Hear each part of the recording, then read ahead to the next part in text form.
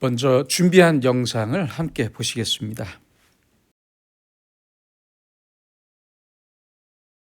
왕따를 당한다라고 하는 것은 굉장히 큰 상처를 남기고 그 사람이 뇌 안에서 변화를 일으킵니다.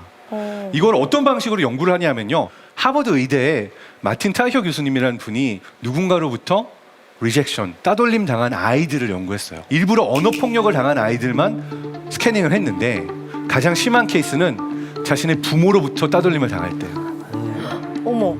내가 널 괜히 낳았어, 너 같은 것 때문에 내 삶이 힘들어졌잖아, 이런 쓰레기 같은 거 내가 너를 왜 낳니, 막 이런 얘기를 듣고 자란 아이들의 뇌를 스캐닝을 한 거죠.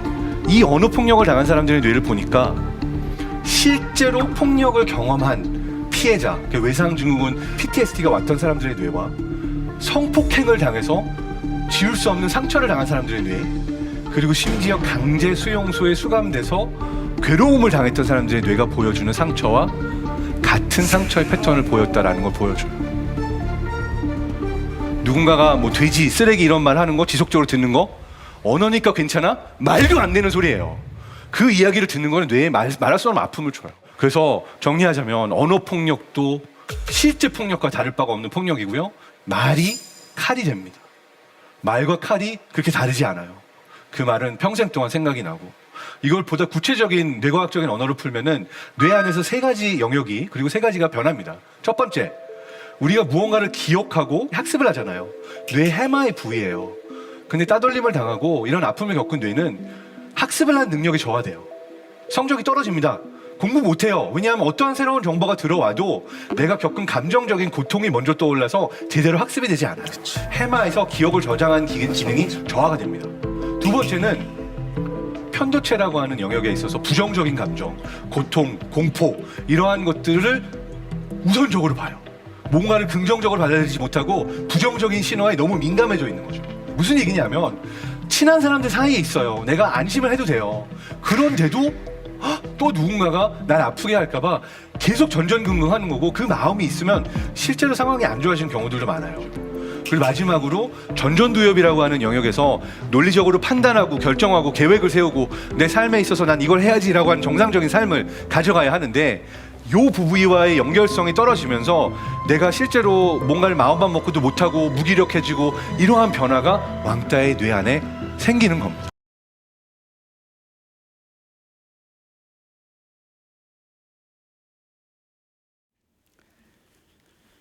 방금 보신 영상에서 강연하신 분은 한양대학교, 현재 한양대학교 교수이자 뇌과학자인 장동선 박사입니다. 교육부는 2023년 학교 폭력 실태 조사 결과를 발표했는데요. 집단 따돌림은 15.1%, 신체 폭력은 17.3%였는데 언어 폭력은 37.1%로 가장 큰 비율을 차지했습니다. 학교 밖의 상황도 똑같습니다. 방송통신위원회가 발표한 2023년 사이버 폭력 실태 조사의 결과에 따르면 인터넷을 통한 사이버 폭력 중에서 언어 폭력이 가장 많았습니다.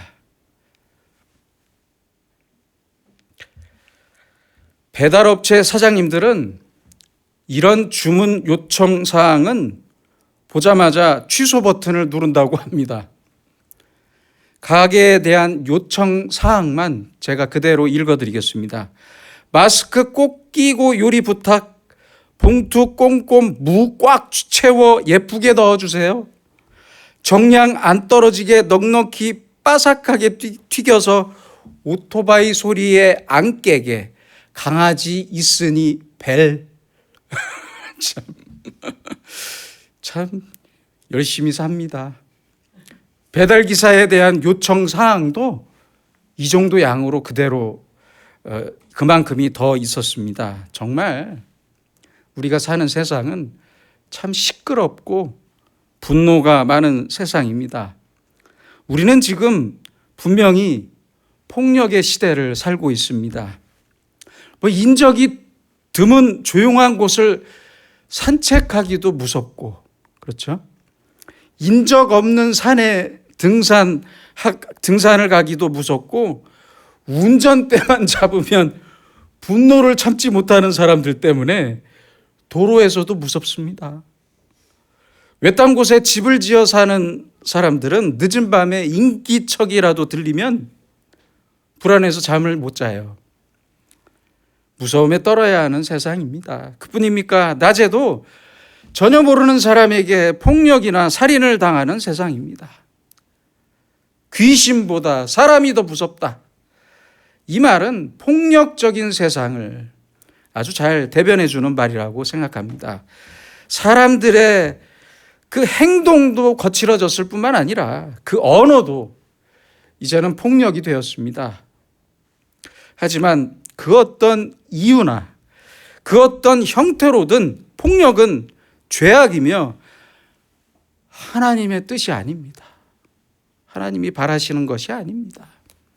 상대방의 폭력에 대해서 비폭력적인 대응을 하기 위해서 우리는 대화를 선택합니다. 그렇죠? 폭력으로 폭력을 해결하지 못한다는 것을 잘 알고 있기 때문입니다. 그러나 긴 대화를 통해서도 상황이 해결되지 못하는 경우가 훨씬 더 많은 것 같습니다. 개인적으로, 사회적으로, 정치적으로, 국가적으로 말은 많은데 말은 참 많아요. 예. 그런데 진실한 대화가 없습니다. 우리가 사는 지금의 세상은 진심과 진실이 담긴 대화의 세계가 아니라 강한 자가 약한 자를 힘으로 억누르고 약한 자는 굴복해야 하는 힘의 세계를 살아갑니다.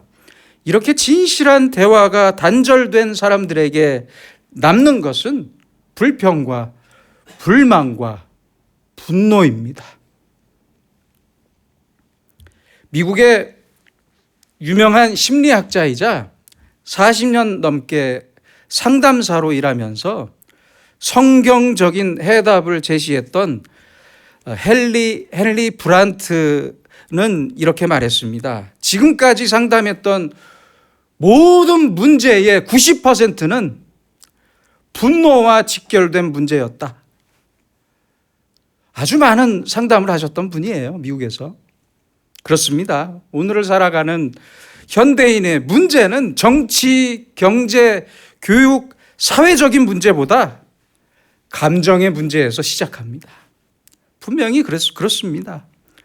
기분이 나빠서 친구에게 욕하며 친구를 괴롭히고, 기분이 나빠서 공부를 안 하겠다고 하고, 기분이 나빠서 이제 회사 나가기 싫다고 일하지 않겠다고 하고, 기분이 나빠서 일하지 말라고 합니다.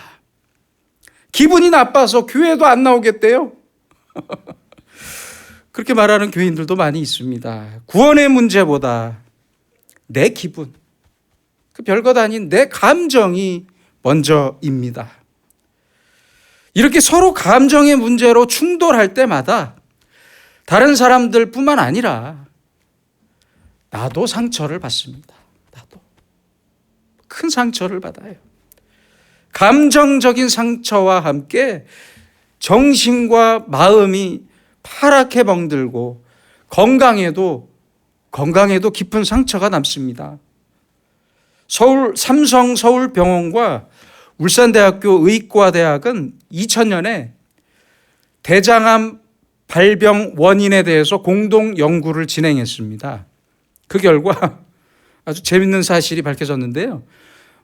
유전적 환경적인 요인 외에도 심리적인 요인, 특별히 적대감과 공격성과 분노가 대장암 발병의 원인이 된다는 사실을 밝혀냈습니다. 잊지 마세요. 이 논문이 나왔어요. 어느 내과 의사도 이런 글을 썼던 것을 제가 읽어본 적이 있는데요. 암 선고를 받은 사람들에게 솔직하게 물어봤답니다. 이분은 소망교회 집사님이신데 솔직하게 물어보셨대요. 과거에 무슨 큰 일이 있지 않으셨습니까? 이렇게 물어보면 대부분의 환자가 2, 3년 전에 가슴에 멍이 드는 아주 큰 슬픔과 스트레스를 받았고 오랜 시간 밥도 못 먹고 고민하면서 잠도 못 자면서 아주 크게 괴로워했다고 그렇게 글을 적으셨습니다. 그렇게 말하시더라고요. 내가 소화할 수 없는 분노의 덩어리가 시간이 지나면서 내 몸 안에서 암덩어리가 된 것입니다. 그렇잖아요. 사람들이 쏟아내는 많은 말들은 어딘가에서 아름다운 꽃이 되기도 하지만 분명히 누군가에게는 마음의 상처로 남아 오랜 아픔을 주기도 합니다. 그게 우리의 말입니다. 수없이 나누는 많은 대화 속에서 아무런 인격도 없고 지혜도 없고 사랑도 없다면 서로에게는 슬픈 결과만 남을 뿐입니다. 오늘 본문 중에서 1절에는 이러한 대화에 대해서 지혜자의 유순한 말과 어리석은 자의 과격한 말을 서로 대조하면서 비교하면서 아주 중요한 말씀을 전해주고 있습니다. 유순한 대답은 분노를 쉬게 하여도 과격한 말은 노를 격동하느니라. 아주 중요한 말씀이에요. 지금 현대인들에게도 아주 중요한 말씀입니다. 가장 큰 감정의 문제인 서로의 분노를 없애는 것은 무엇이겠습니까? 바로 유순한 대답이에요. 유순한 대답. 사람들은 상대가 기분 좋게 말하면 나도 기분 좋게 말하고 상대의 목소리가 커지고 화를 내면 내 목소리도 커집니다. 사람들은 다 그렇습니다. 대체로 그래요. 그런데 상대가 과격하게 말해도 내가 미소를 지으면서 여유 있게 부드럽고 논리적으로 말하면서 상대를 이해해 주면, 내 곁을 내어주면 상대의 분노가 눈 녹듯이 사라지게 됩니다. 이렇게 유순한 대답을 내가 유순한 대답을 했던 경험이 있어야 그리스도인입니다. 그런데 어리석은 사람은 더 과격한 말로 상대의 분노를 격동시킵니다. 더 흥분하게 만들어요. 이어서 2절입니다. 지혜 있는 자의 혀는 지식을 선히 베풀고 미련한 자의 입은 미련한 것을 쏟느니라. 또한 7절입니다. 지혜로운 자의 입술은 지식을 전파하여도. 옳은 말씀입니다. 지혜자의 입술을 통해 지식과 지혜가 전해집니다. 지혜로운 부모, 지혜로운 선생, 지혜로운 어르신이나 목회자를 통해 지식과 지혜가 공유됩니다. 서로 공유됩니다. 그러나 미련한 사람은 아까 그 배달 요청지처럼 쉬지 않고 미련한 말만 쏟아냅니다. 미련한 것만 쏟아냅니다. 차라리 말을 안 했으면 좋겠는데 미련한 사람은 굳이 입으로 자기의 미련함을 드러냅니다. 잠언 10장 21절입니다. 의인의 입술은 여러 사람을 교육하나 미련한 자는 지식이 없어 죽느니라. 죽습니다. 살고 죽고의 문제예요. 말 때문에 살고 말 때문에 죽습니다. 말 한마디로 죽어요. 그렇잖아요. 여러분들도 부부싸움을 해보셨겠지만 저도 해봤습니다. 부부싸움을 아주 자주 하는 사이가 안 좋은 여러분들처럼 사이가 좋으신 분들이 아니라 사이가 아주 안 좋은 부부의 대화는 대부분 이렇습니다. 당신이 나한테 해준 게 뭐야? 당신이 나한테 해준 게 뭐야? 네가 나한테 해준 게 뭐가 있냐? 그렇게 말해요. 그렇죠? 아니 대체 어떻게 해줘야 행복한 부부가 될 수 있는 것입니까? 한마디의 말이라도. 선물이 중요한 게 아니에요. 통돌이 세탁기가 중요한 게 아니에요. 한마디의 말이라도 제대로 해주면 됩니다. 이른바 미사고를 기억해 주세요. 미안합니다. 사랑합니다. 고맙습니다. 이 세 마디의 말을 기억해 주세요. 언제나 이 말을 진실하게 할 줄 알아야 행복한 부부입니다. 심리 상담사가 말하는 실화입니다. 어느 부부는 몇 년 동안, 오랜 시간 동안 아주 서로 으르렁대면서 극한 대립 상태로 살았다고 합니다. 그러던 어느 날 문득 남편이 진심을 담아서, 어떻게 이렇게 마음이 변했냐고는 저한테 묻지 마세요. 제가 상담한 게 아니니까. 남편이 진심을 담아서 내가 미안하다, 미안합니다, 이렇게 먼저 말했고, 그 말을 들은 아내는 그 말을 듣자마자 몇 년 동안 쌓였던 응어리가 한순간에 풀렸대요. 한순간에. 거짓말 같죠? 진짜래요.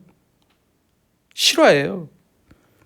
미안합니다, 이 한마디의 말이 부부 사이의 모든 문제를 해결할 수 있는데 왜 그토록 이 말 한마디 하기가 그렇게 어려운 것입니까? 너무 어려워요. 그렇죠? 너무 어려워요. 미안합니다라는 말을 진심으로 할 수 있는 진실한 인격을 잃어버렸기 때문입니다. 상실했기 때문입니다. 누가복음 7장 38절에서 막달라 마리아는 예수님의 발을 눈물로 예수님의 발을 적시고 자기의 머리털로 그 눈물을 닦아주고 예수님의 발을 닦고 발에 입을 맞추고 너무 귀한 향유를 부었습니다. 그 당시에는 보통 시집 갈 때 미천으로 이 향유를 모았어요. 그렇게 비싼 거예요. 그 비싼 향유를 예수님 발에 부었어요. 너무 아름다운 장면입니다. 그런데 그 모습을 본 어리석은 바리새인들은 마음속으로 이런 말을 했어요. 이 사람이 만일 선지자라면, 예수님이 만일 예언자라면, 이 사람이 만일 선지자라면 자기를 만지는 이 여자가 누구며 어떠한 자, 곧 죄인인 줄을 알았으리라. 그런데 예수님은 왜 저런 여자가 향유를 붓게 가만히 있냐 하는 이야기예요. 속으로 나쁜 마음을 품었습니다. 얼마나 나쁜 마음이에요. 같이 눈물을 적시고 예수님의 발을 닦아주지는 못할 망정 어떻게 이런 마음을 품을 수 있는 것입니까? 예수님께서는 바리새인들의 마음을, 그 나쁜 마음을 아시고 비유로 잘 설명하시고 나서 막달라 마리아에게 이렇게 말씀했습니다. 내 죄 사함을 받았느니라. 막달라 마리아에게는 이 한마디가 최고의 말이었습니다. 그렇잖아요. 내 죄 사함을 받았느니라. 내 믿음이 너를 구원하였으니 평안히 가라. 창녀였던 막달라 마리아는 예수님의 이 한마디의 말 때문에 그 말씀이 너무 고마워서 십자가에 달리신 예수님과 함께 있었고 부활의 첫 번째 증인이 될 수 있었습니다. 그렇잖아요. 여러분, 우리의 말은 우리 마음의 거울입니다.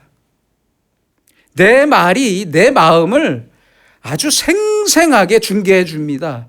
보여줍니다. 그러므로 내 마음이 거듭나야 합니다. 내 심령이 중생해야 해요. 다시 태어나야 한다는 말씀입니다. 거듭난 심령으로, 다시 태어난 심령으로 하나님의 뜻을 가장 먼저 생각해야 합니다. 내 가족과 이웃을 먼저 생각해야 합니다. 내일의 미래를 생각할 줄 알아야 합니다. 그리고 나서 나를 솔직하게 돌아보면서 말해야 합니다. 어느 작은 시골 마을에서 마을에 성당이 있는데 그 성당에서 사람들이 미사를 드리고 있었습니다.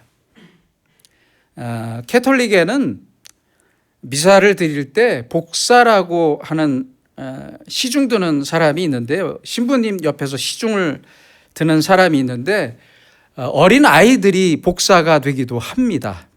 그런데 미사 시간에 시중을 들던 복사 아이가 어느 어린 아이가 실수로 성례를 위해 준비했던 포도주가 담긴 잔을 엎질렀습니다. 손에서 떨어뜨렸어요. 그러자 신부가 화가 나서 그 화를 참지 못하고 아이의 뺨을 때렸어요. 풀스윙해서 때렸나 봐요. 그리고 이렇게 말했대요. 다시는 제단 앞에 나타나지 마라. 이렇게 화가 난 신부에게 혼이 났습니다. 이 아이는, 이렇게 혼난 아이는 훗날 2차 세계대전 직후 여러분들 왼쪽에 보이시는 유고슬라비아의 공산 정권을 세웠던 독재자 티토 대통령이 되었어요. 그리고 이 티토 대통령이 수많은 신부님들을 재판에 세웠고 감옥에 보내버렸습니다. 재미있죠? 반대로 또 다른 도시의 성당에서도 이와 똑같은 일이 벌어졌습니다. 복사를 하던 어느 어린아이가 또 이 어린아이도 포도주 잔을 떨어뜨렸어요. 그런데 신부는 잔을 엎질러서 두려움에 떠는 아이를 따뜻한 눈빛으로 바라보면서 이렇게 말했대요. 너도 나처럼 신부가 되겠구나. 너도 나처럼 신부가 되겠어. 그 아이는 커서 정말 신부님이 되었습니다. 여러분들 오른쪽에 보이시는 폴턴 쉰이라는 유명한 신부님이 되었고요. 대주교가 되었다고 합니다. 여러분, 이렇게 한마디의 말이 한 사람의 인생을 완전히 바꿔놓습니다. 사진 보세요. 우리가 지혜로운 말을 하기 위해서는 세 가지의 태도를 반드시 기억해야 하는데요. 첫째는 친절한 말입니다. 친절한 말.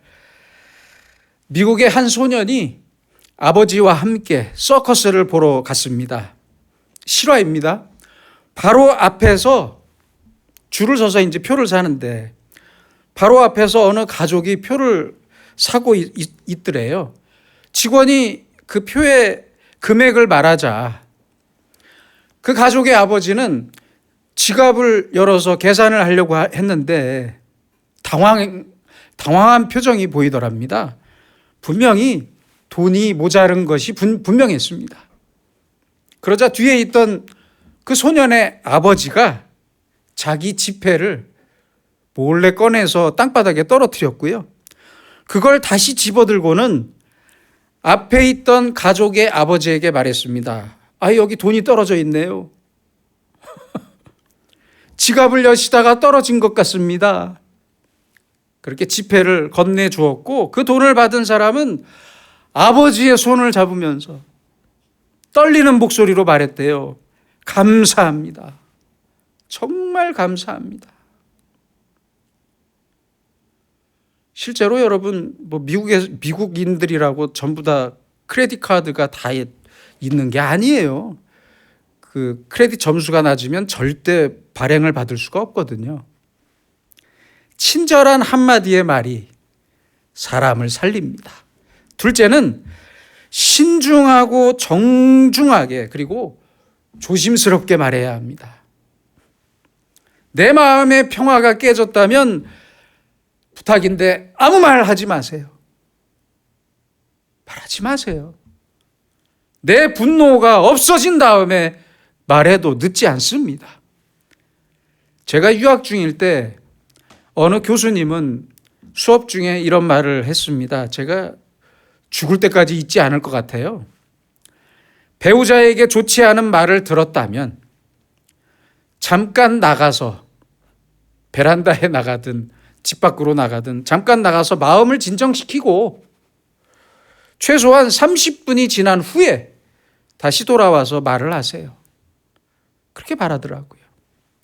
저는 지금도 이 말을 잊지 않으려고 노력하고 있습니다. 상대의 말이 맞는 말이냐 틀린 말이냐가 먼저가 아니라 내 마음의 평화가 먼저입니다. 잊지 마시기 바랍니다. 자기의 분노를 다스리지 못하고 내뱉은 말은 전부 실수가 됩니다. 실수하는 말이 돼요. 그리고 그러고 나면 나도 상하고 남도 상하게 되는 거예요. 나도 죽고 남도 죽습니다. 이것은 뭐 이론이나 철학의 문제가 아니라 감정의 문제입니다. 감정의 문제. 지식의 문제가 아니라 훨씬 더 근본적인 문제입니다. 셋째는 침묵의 지혜가 필요합니다. 침묵의 지혜가 있어야 합니다. 침묵으로써 내 안에서 내가 할 말이 여물어지도록 더 다듬어지고 더 숙성되게 해야 합니다. 침묵이라는 여과기로 내 말이 좋은 말이 되도록 충분히 걸러야 합니다. 걸러야 해요. 말하고 싶은 충동만으로 내 생각을 쉽게 말해버리면 그 말의 무게는 없어져 버립니다. 그래서 그 말도 공중에 분해되고 맙니다. 다 없어져 버리고 맙니다. 충동적인 말은 상대방에게 아무 의미 없는 소음으로 들릴 뿐입니다. 이미 뱉어버린 말은 후회할 때가 있지만 하고 싶은 말을 참고 나서 정제해서 하는 말은 후회가 없습니다. 잊지 마시기 바랍니다. 그래서 우리에게는 침묵으로서 내 말을 충분히 소화할 수 있는 인내와 온유와 겸손과 인격이 필요합니다. 분노를 쉬게 하는 말과 분노를 격동하게 하는 말, 이 두 가지의 말 중에서 여러분은 어떤 말을 하고 싶고 평소에 어떤 말을 더 많이 하고 사셨습니까? 돌아보시기 바랍니다. 우리는 언제나 내가 하나님 앞에서 말하고 있다는 사실을 잊지 말아야 합니다. 내 말을 어떤 말이든지 내가 했던 말을 내가 말할 때 하나님도 저 상대방과 똑같이 귀를 기울여서 듣고 계시다는 사실을 잊지 마시기 바랍니다. 그것이 바로 경건입니다. 그게 경건이에요. 경건. 나의 모든 말을 하나님께서도 듣고 계신다. 이 사실을 기억하고 사는 것이 바로 경건입니다. 예수님의 말씀입니다. 거룩한 것을 개에게 주지 말며 너희 진주를 돼지 앞에 던지지 말라. 개 같은 마음, 감정이 격동하고 분노가 격동하는 마음 상태에서는 나를 포함한 그 누구에게도 그 어떤 말도 들리지 않습니다. 안 들려요. 어떻게 들리겠어요? 하나님의 말씀도 들리지 않습니다. 아무리 훌륭한 목사님의 설교를 들어도 들리지 않습니다. 그러므로 내 앞에 있는 사람이 누구이든지 간에 분노를 쉬게 하는 유순한 말을 해야 합니다. 항상 나 자신을 돌아보면서, 스스로 돌아보면서 유순하게, 겸손하게 말합시다. 지금 내가 하나님과 사람들 앞에서 해야 할 말인가를 깊이 생각하고 말합시다. 한 번만 더 생각하고 말합시다. 끝으로 이혜인 시인의 나를 키우는 말이라는 제목의 시를 제가 읽어드리겠습니다. 행복하다고 말하는 동안은 나도 정말 행복해서 마음에 맑은 샘이 흐르고, 고맙다고 말하는 동안은 고마운 마음이 새로이 솟아올라 내 마음도 더욱 순해지고,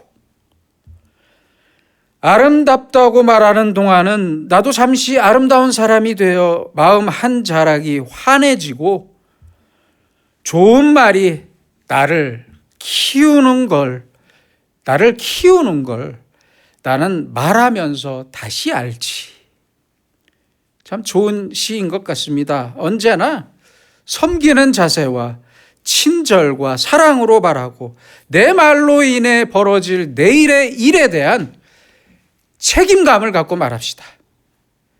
행복합니다. 미안합니다. 사랑합니다. 고맙습니다.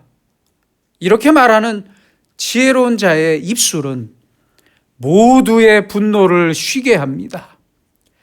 바로 이 지혜가 우리와 항상 함께 하기를 소망합니다. 기도하겠습니다.